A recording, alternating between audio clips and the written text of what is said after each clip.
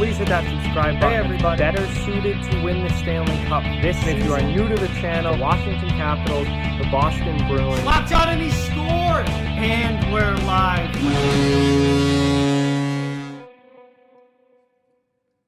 Hey everybody. So today we're going to talk about lineups, particularly the Pittsburgh Penguins lineup and what it could look like when hockey does return and they begin their play-in series against the Montreal Canadiens. Now this is something that I hope to do for all 24 remaining teams before their first games are played. But I want to start with Pittsburgh because Pittsburgh is a team that has really, there's been so much talk about them possibly being upset by Montreal and them possibly losing. And Pittsburgh's a really, really interesting team to look at and go, when they're healthy, they are absolutely one of the best teams in the league. And that's what I'm going to point out when we look at their lineup here and how good they can possibly be. And I don't get all the talk about that Montreal beating them. Pittsburgh's lineup, Jake Gensel's back, is going to be deadly come playoff time. And I just think that they're a really, really good team and that a lot of people are kind of just tossing them aside at the hopes of this big upset by the Canadiens, but I just really don't see that happening.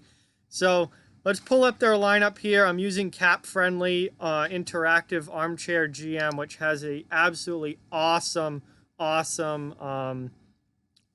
thing here where you can literally just drag and drop players all throughout the lineup, and it's very, very good. So at face value, starting at, I've already done, this is pretty much what I think Pittsburgh is going to look like comes the start of the play-in round. So Sidney Crosby, obviously your number one center. Malkin, number two. Nick Bjugstad is out. He's done. He's shut down for the year. So Jared McCann is your number three center. And Teddy Bluger, who's had an incredibly good season this year, as a depth forward, centers your fourth line. Jake Gensel is going to be back, and he could possibly, I guess, play with Malkin if you wanted to switch this, and then you could possibly, have Connor Sherry come up and play with Crosby because Sherry is a guy who's had success with Crosby in the past. But I would not. I would stack this.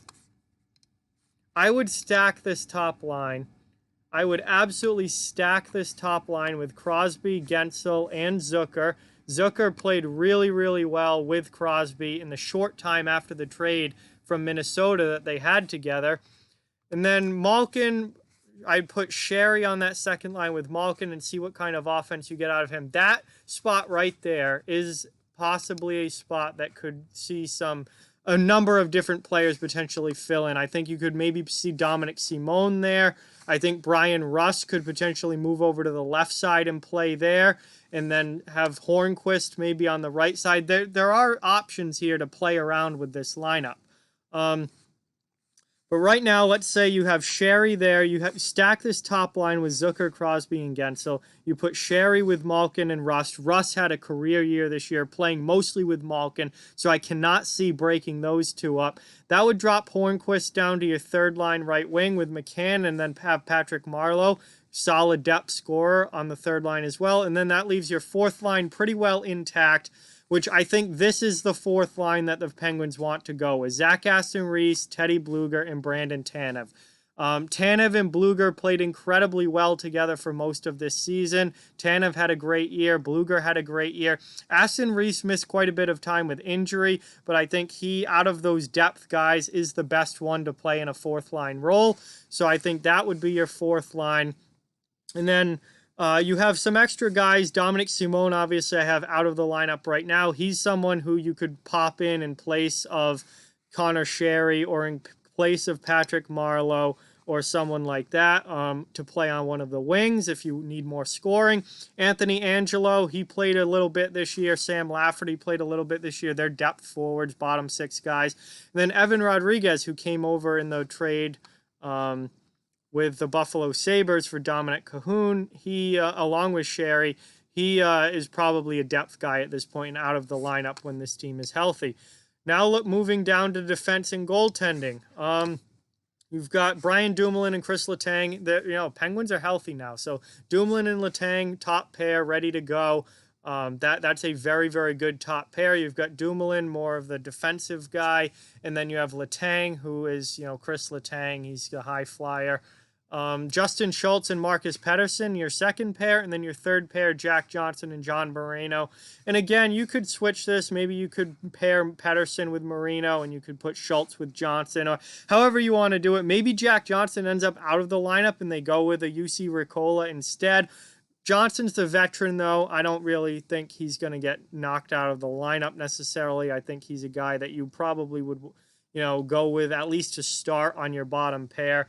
And then you have Ricola, Ruhwedel, and Trotman, who I pulled up for the minors because, again, they're going to have expanded rosters for this, so you're going to be able to have more guys pulled up. And Trotman would just be a depth guy. But Ruhwedel and Ricola are guys that could slot in somewhere. But, I mean, Letang, Schultz, Moreno, they all, are locks into this lineup. I think Dumoulin, when he's healthy, Pettersson's played very well. I really like him a lot. And so, Johnson, I think being the veteran probably gets the first look at least. So, those guys are probably your extras, but they could definitely slot in if someone started to struggle or something like that started to go wrong. And then in goal, you've got Matt Murray, Tristan Jarry, and then I would say Casey DeSmith would be pulled up as the possible would be pulled up as the number 3 goalie. The question here, one of the big questions for Pittsburgh heading into the playoffs is who starts in goal, Matt Murray or Tristan Jarry. Me, personally, I would go with Matt Murray. I think Matt Murray is going to get the nod, at least to start. If he struggles or has a bad game 1, then absolutely Jarry could hop in. But after the All-Star break in particular, Matt Murray started to play a whole lot better. And, Jarry kind of from January 1st on didn't play as well as he did in that November-December stretch where he was one of the best goaltenders in the entire league. And Murray started to get his game together after the All-Star break. So I think Matt Murray at least is going to get the first nod. He's the one with playoff experience. He's the one with 2 Stanley Cup rings. He's the one who was supposed to be the starter for the Penguins. So I think he's going to get the first nod, at least in game 1. And then obviously, not just with goaltending, but with any of these positions, the adjustments can be made after the first game. If someone plays poorly or someone has a really good game, adjustments can be made. And that's an important thing. This is just how I think they'll start the series with Montreal. But I think throughout the league, coaches are going to be very, very quick with making changes because this is do or die. This is a do or die 5-game series from the get-go. You don't have time to mess around. You don't have time to wait for guys to get back into the swing of things. You don't have time to wait for guys to get their game together. You have to be ready from the drop of the puck of game 1 or you're going to be going home. So I think coaches are going to be very, very quick with lineup changes and line swapping and defense pair swaps and stuff like that because, if you don't play well in game 1, like someone else is waiting to take that spot from you that hopefully will play better. And the coaches are going to make changes like that. So this is just a quick projection on what it probably will look like, at least what I would do. But this Penguins team is very, very good. And I get that, Montreal has Carey Price and that there's the chance of Price possibly stealing this series. But this Penguins team, top to bottom, when they're healthy like this, with the exception of Bjugstad, but even without Bjugstad, Jared McCann is a fine third-line center. This team's very, very good, very, very deep, and one of, I think, the best rosters in the league. Now, goaltending is a question, given the way Murray played this year, and then Jarry started to fall off a little. Goaltending, there is some question there. But, I think their defense is underrated, especially when they're all healthy like this. I think their defense is pretty deep. Forward, up front, they're extremely deep. They're extremely good. You've got 3 solid scoring lines here. I know Patrick Marleau's up there in age now, but he still can put the puck in the net. When you have Patrick Hornquist, Patrick Marleau, and Jared McCann as your third line, you're in pretty good shape as far as offense goes. And then they've got a very good fourth line that's played very, very well this year. And they've got some solid guys who they can put into the lineup too. Angelo played well when he was in. Dominic Simone is someone that if you need, to add offense, maybe he goes in for Sherry if Sherry doesn't play well. Maybe he goes up to the second line and drops Russ to the third line.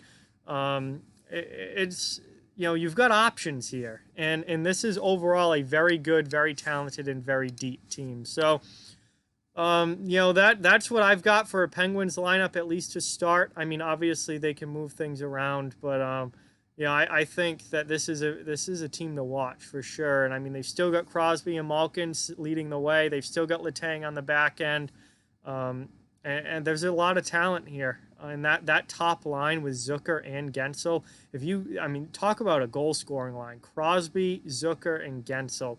And then Malkin, Rust, and Sherry, or Malkin, Rust, and Simone, or Malkin, Rust, and Hornquist. Whatever you want to do for that second line, you've got options there, and they're very deep as well. So that's what I've got for a Penguins lineup, guys. Obviously, we'll see what it actually looks like come playoff time. We'll see what it actually looks like when the Penguins get back on the ice. But that's just a quick lineup projection from my perspective and what I think, some things that they'll do, and then what I certainly would do if I were the coach of the team. So with that, like, comment, share, subscribe, follow on social media. All those links are down in the description below. If you'd like to further support the channel, the links to our Patreon and merchandise store down in the description as well. Keep spreading the word about this channel. Let's keep this thing growing. Thank you very much for watching. Hope you enjoyed the video, and I'll talk to you guys soon.